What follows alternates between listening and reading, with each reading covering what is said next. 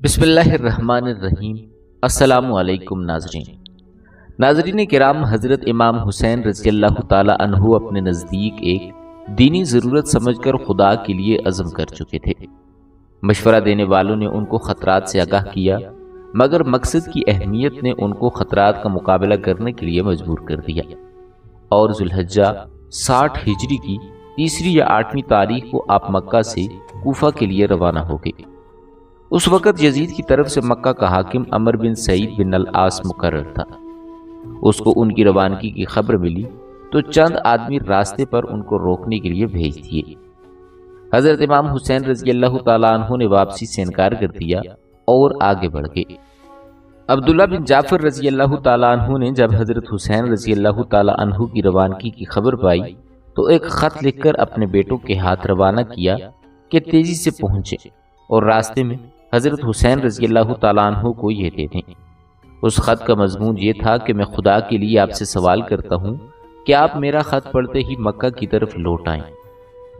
میں محض خیرخواہ ہو کر عرض کر رہا ہوں، مجھے آپ کی ہلاکت کا خطرہ ہے اور خوف ہے کہ آپ کی تمام اہل بیت اور اصحاب کو ختم کر دیا جائے گا، اور اگر خدا نہ خواستہ آج آپ ہلاک ہو گئے تو زمین کا نور بجھ جائے گا، کیونکہ آپ مسلمانوں کے پیشوا اور ان کی آخری امید ہیں۔ آپ چلنے میں جلدی نہ کریں، اس خط کے پیچھے میں خود بھی آ رہا ہوں، میرا انتظار فرمائیں۔ والسلام، بحوالہ ابن اسیر۔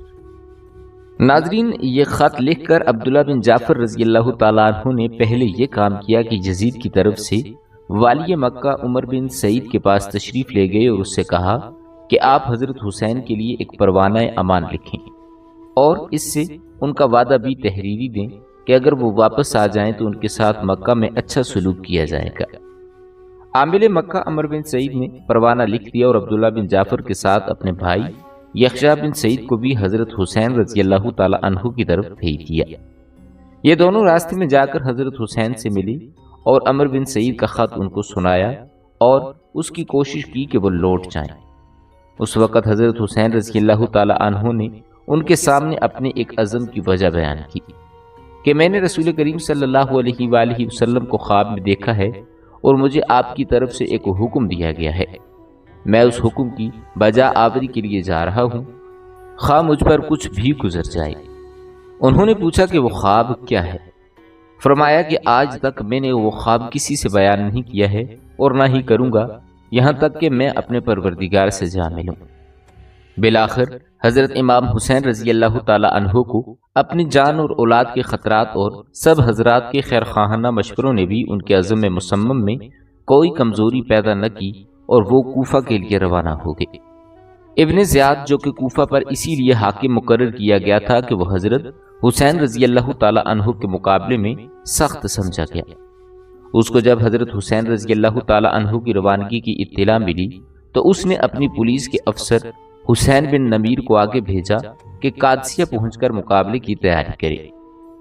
حضرت حسین رضی اللہ تعالیٰ عنہ جب مقام حاجر پر پہنچے تو اہل کوفہ کے نام خط لکھ کر روانہ کیا۔ آپ نے خط میں اپنے آنے کی اطلاع کی اور جس کام کے لیے ان کو اہل کوفہ نے بلایا تھا اس میں پوری کوشش کرنے کی ہدایت کی تھی۔ آپ کا قاصد قیس جب یہ خط لے کر قادسیہ تک پہنچے تو یہاں ابن زیاد کی پولیس کے انتظامات تھے، ان کو گرفتار کر کے ابن زیاد کے پاس بھیج دیا گیا۔ ابن زیاد نے ان کو حکم دیا کہ قصر عمارت کی چھت پر چڑھ کر معاذ اللہ حضرت حسین رضی اللہ تعالی عنہ پر سب و شتم اور لعن طعن کرے۔ قیس چھت پر چڑھ گئی اور اللہ تعالیٰ کی حمد و ثنا بیان کی۔ اس کے بعد ابن زیاد کو برا بھلا کہا اور حضرت علی رضی اللہ تعالی عنہ کے لیے دعائے مغفرت کی۔ ابن زیاد ان کی دلیری اور جانبازی پر حیران رہ گیا، حکم دیا کہ ان کو قصر کی بلندی سے نیچے پھینک دیا جائے۔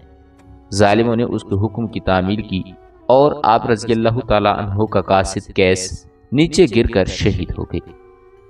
ناظرین کرام، جیسا کہ پہلے ذکر ہو چکا ہے کہ مسلم بن عقیل رضی اللہ تعالی عنہ نے محمد بن اشد سے یہ عہد لیا تھا کہ ان کے حالات کی اطلاع حضرت حسین رضی اللہ تعالی عنہ کو پہنچ کر ان کو راستے سے واپس کر دیں، اور محمد بن اشد نے وعدے کے مطابق آدمی بھیج کر اس کی اطلاع کرائی۔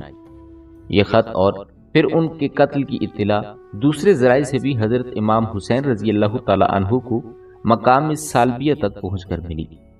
یہ خبر سن کر حضرت حسین رضی اللہ تعالی عنہ کے بعض ساتھیوں نے بھی ان سے باصرار عرض کیا کہ خدا کے لیے آپ اب یہیں سے لوٹ جائیں، کیونکہ کوفہ میں آپ کا کوئی ساتھی اور مددگار نہیں، بلکہ ہمیں کبھی اندیشہ ہے کہ کوفہ کے یہی لوگ جنہوں نے دعوت دی تھی آپ کے مقابلے پر آ جائیں گے۔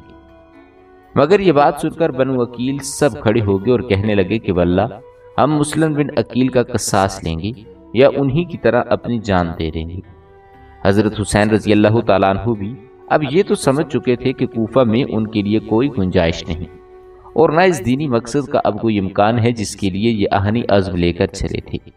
لیکن بنو عقیل کے اس اصرار اور مسلم بن عقیل رضی اللہ تعالیٰ عنہ کے تازہ صدمے سے متاثر ہو کر فرمایا کہ اب ان کے بعد زندگی میں کوئی خیر نہیں، اور ساتھیوں میں سے بعض نے یہ بھی کہا کہ آپ مسلم بن عقیل نہیں، آپ کی شان کچھ اور ہے، ہمیں امید ہے کہ جب اہل کوفہ آپ کو دیکھیں گے تو آپ کے ساتھ ہو جائیں گے۔ یہاں تک کہ پھر آگے بڑھنا طے کر کے سفر کیا گیا اور مقام زیالہ پر پہنچ کر پڑاؤ ڈالا۔ راستے میں جس مقام پر حضرت حسین رضی اللہ تعالیٰ عنہ کا گزر ہوتا ان کا قصد معلوم ہوتا تھا، ہر مقام سے کچھ لوگ ان کے ساتھ ہو جاتے، یہاں بھی کچھ لوگ ان کے ساتھ ہو لیے۔ مقام زیالہ پر پہنچ کر یہ خبر ملی کہ آپ کے رضائی بھائی عبداللہ ابن لقیط جن کو راستے سے مسلم بن عقیل رضی اللہ تعالیٰ عنہ کی طرف بھیجا گیا تھا وہ بھی شہید کر دیے گئے ہیں۔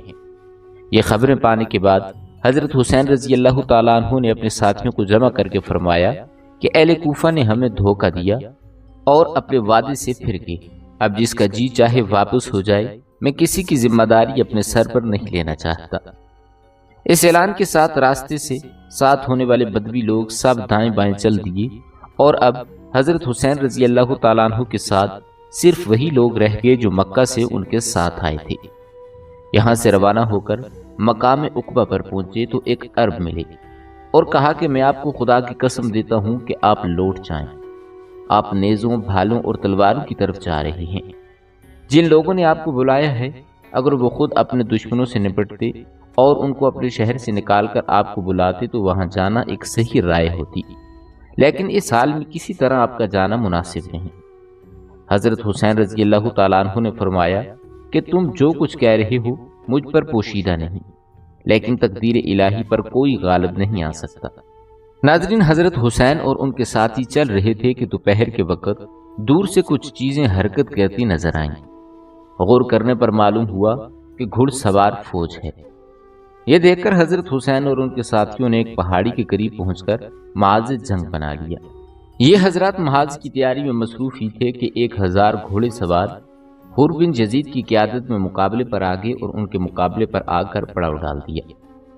حضرت حسین رضی اللہ تعالیٰ عنہ نے اپنے اصحاب سے فرمایا کہ سب لوگ خوب پانی پی کر اور گھوڑوں کو پانی پلا کر سیراب ہو جائیں۔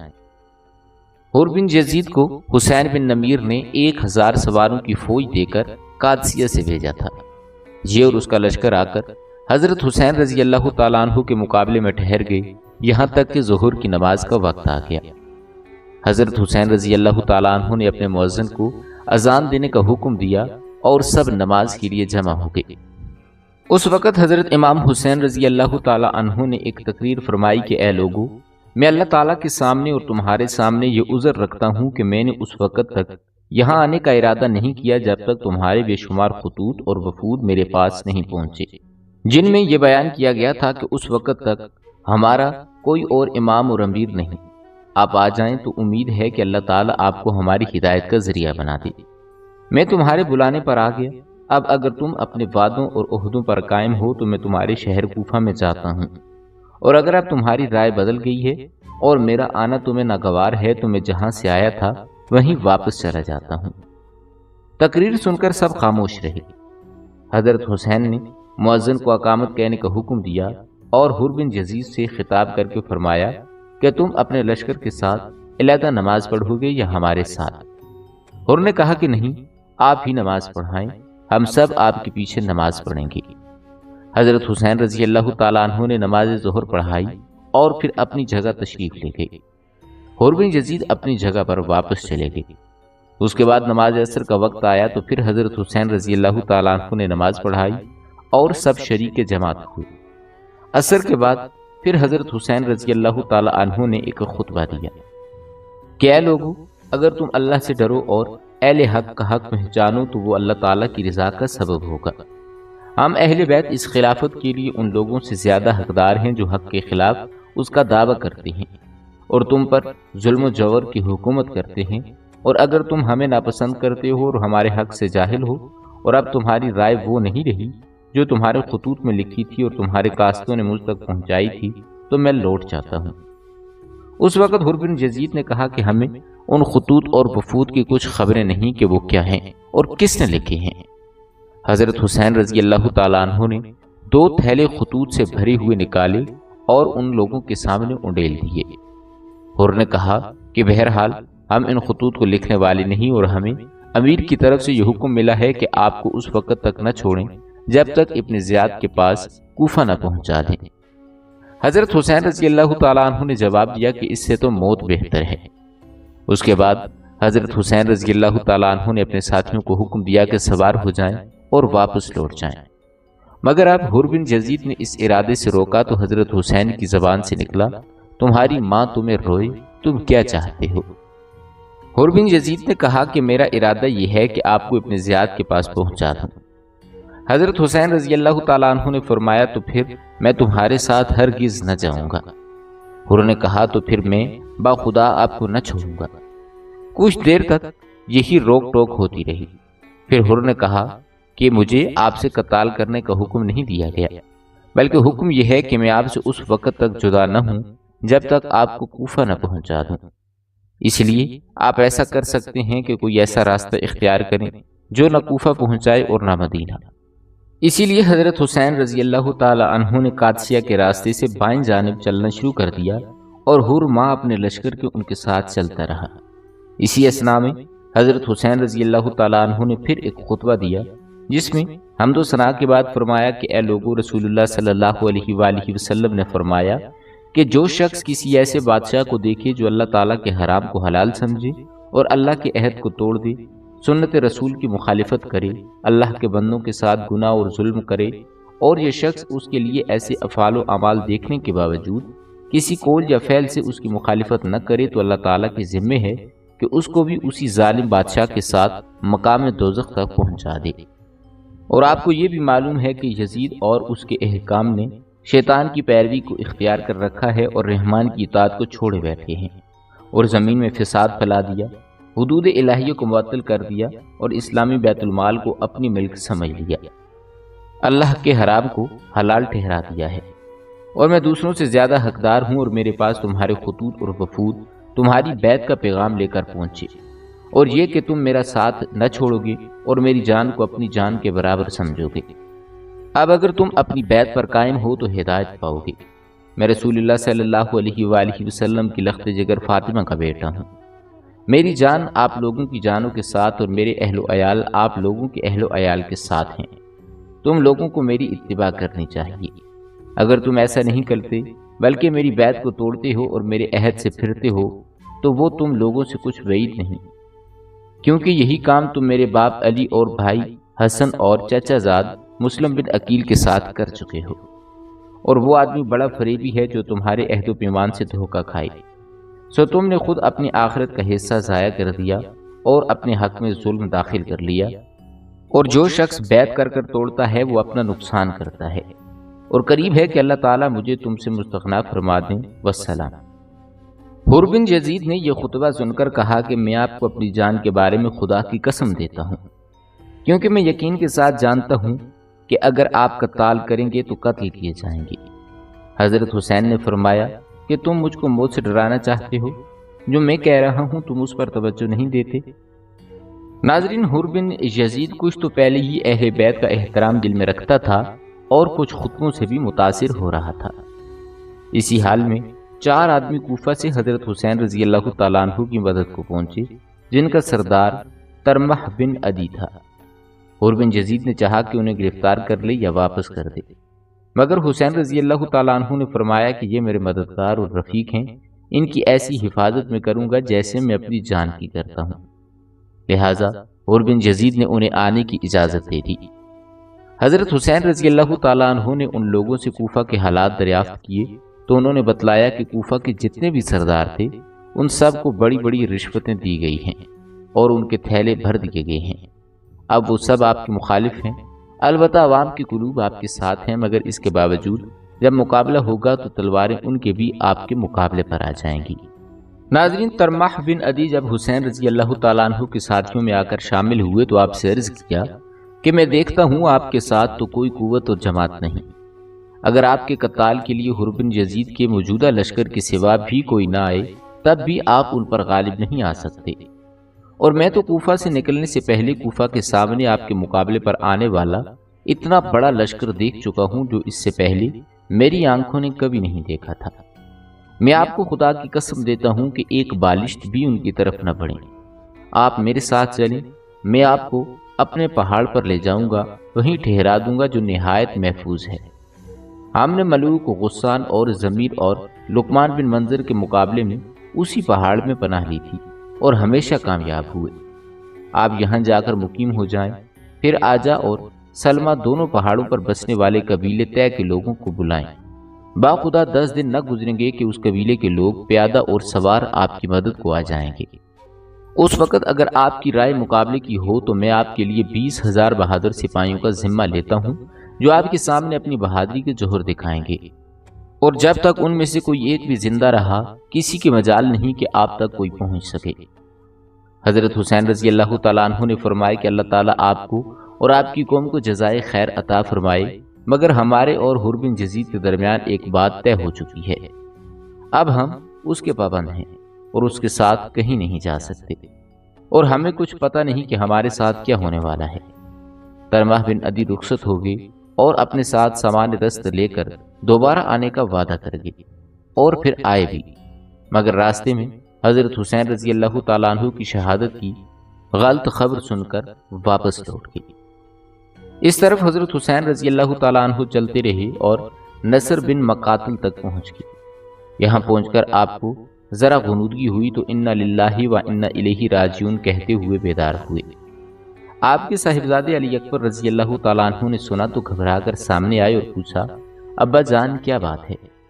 آپ نے فرمایا کہ میں نے خواب میں دیکھا ہے کہ کوئی گھڑ سوار میرے پاس آیا اور اس نے کہا کہ کچھ لوگ چل رہے ہیں اور ان کی موتیں ان کے ساتھ چل رہی ہیں، اس سے میں سمجھا کہ یہ ہماری موت ہی کی خبر ہے۔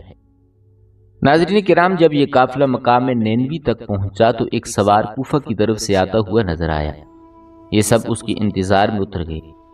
اس نے آ کر حر بن یزید کو سلام کیا اور حر کو ابن زیاد کا خط پہنچایا جس میں لکھا تھا، جس وقت بھی تمہیں میرا یہ خط ملے تم حسین پر میدان جنگ تنگ کر دو اور ان کو کھلے میدان کے سوا کسی پناہ کی جگہ میں نہ اترنے دو، اور ایسے میدان کی طرف لے جاؤ جہاں پانی نہ ہو، اور میں نے اپنے اس قاصد کو حکم دیا ہے کہ جب تک میرے اس حکم کی تعمیل نہ کرو گے وہ تمہارے ساتھ رہے گا۔ یہ خط پڑھ کر حر نے اس کا مضمون حضرت حسین کو سنا دیا اور اپنی مجبوری ظاہر کی کہ اس وقت میرے سر پر جاسوس مسلط ہیں، میں کوئی مصالحت نہیں کر سکتا۔ ابھی یہ حضرات اسی گفتگو میں مصروف تھے کہ ابن زیاد نے عمر بن سعد کو مجبور کر کے 4000 فوج کے ساتھ مقابلے کے لیے بھیج دیا۔ عمر بن سعد نے ہر چند چاہا کہ اس کو حضرت حسین رضی اللہ تعالیٰ عنہ کے مقابلے کی مصیبت سے نجات مل جائے، مگر ابن زیاد نے کوئی بات نہ سنی اور ان کو مقابلے کے لیے بھیج دیا۔ عمر بن سعد جب جہاں پہنچا تو حضرت حسین رضی اللہ تعالیٰ عنہ سے کوفہ آنے کی وجہ پوچھی۔ آپ نے پورا واقعہ بتلایا اور یہ کہا کہ میں اہل کوفہ کا بلایا ہوا آیا ہوں، اگر اب بھی ان کی رائے بدل گئی ہے تو میں واپس جانے کے لیے تیار ہوں۔ عمر بن سعد نے ابن زیاد کو اس مضمون کا خط لکھا کہ حسین واپس جانے کے لیے تیار ہیں۔ ابن زیاد نے جواب دیا کہ حضرت حسین کے سامنے صرف ایک بات رکھو کہ یزید کے ہاتھ پر بیعت کریں، جب وہ ایسا کر لیں تو پھر ہم غور کریں گے کہ ان کے ساتھ کیا معاملہ کیا جائے، اور عمر کو حکم دیا کہ حسین رضی اللہ تعالیٰ عنہ اور ان کے رفقا پر پانی بالکل بند کر دو۔ یہ واقعہ حضرت حسین رضی اللہ تعالیٰ عنہ کی شہادت سے 3 روز پہلے کا ہے۔ ان حضرات پر پانی بالکل بند کر دیا گیا، یہاں تک کہ جب یہ سب حضرات پیاس سے پریشان ہو گئے تو حضرت حسین رضی اللہ تعالیٰ عنہ نے اپنے بھائی عباس ابن علی رضی اللہ تعالیٰ عنہ کو 30 سوار اور 30 پیادوں کے ساتھ پانی لانے کے لیے بھیج دیا۔ پانی لانے کے دوران عمر بن سعد کی فوج سے مقابلہ بھی ہوا، مگر بالآخر وہ 20 مشکیں پانی بھر لائے۔ اس کے بعد حضرت حسین رضی اللہ تعالیٰ عنہ نے عمر بن سعد کے پاس پیغام بھیجا کہ آج رات کو ہماری ملاقات اپنے اپنے لشکر کے ساتھ ہو جانی چاہیے تاکہ ہم سب کے سامنے گفتگو کریں۔ عمر بن سعد اس پیام کے مطابق رات کو ملے۔ حضرت حسین نے فرمایا کہ ہمارے بارے میں آپ 3 صورتوں میں سے کوئی صورت اختیار کر لیں۔ میں جہاں سے آیا ہوں وہیں واپس چلا جاؤں۔ نمبر 2، یا میں یزید کے پاس پہنچ جاؤں اور خود اس سے اپنا معاملہ طے کروں۔ نمبر 3، یا مجھے مسلمانوں کی کسی سرحد پر پہنچا دو، جو حال وہاں کے عام لوگوں کا ہوگا میں اسی میں گزر بسر کروں گا۔ بعض لوگوں نے آخری 2 صورتوں کا انکار کیا کہ حضرت حسین رضی اللہ تعالیٰ عنہ نے یہ 2 صورتیں پیش نہیں فرمائیں۔ عمر بن سعد نے حضرت حسین رضی اللہ تعالیٰ عنہ کی یہ تقریر سن کر پھر ابن زیاد کو خط لکھا کہ اللہ تعالیٰ نے جنگ کی آگ بجھا دی اور مسلمانوں کا کلمہ متفق کر دیا۔ مجھے حضرت حسین نے 3 صورتوں کا اختیار دیا ہے اور ظاہر ہے کہ ان میں آپ کا مقصد پورا ہوتا ہے اور اسی میں امت کی فلاح و بہبود ہے۔ ابن زیاد بھی عمر بن سعد کے اس خط سے متاثر ہوا اور کہا کہ یہ خط ایک ایسے شخص کا ہے جو امیر کی اطاعت بھی چاہتا ہے اور اپنی قوم کی عافیت کا خواہش مند بھی ہے۔ ہم نے اس کو قبول کر لیا۔ یہ سن کر شمر نے کہا کہ کیا آپ حسین کو مہلت دینا چاہتے ہیں کہ قوت حاصل کر لی اور پھر تمہارے مقابلے پر آئے؟ وہ اگر آج تمہارے ہاتھ سے نکل گئے تو پھر کبھی تم اس پر قابو نہ پا سکو گے۔ مجھے اس میں عمر بن سعد کی سازش معلوم ہوتی ہے، کیونکہ میں نے سنا ہے کہ وہ راتوں کو آپس میں باتیں کرتے ہیں۔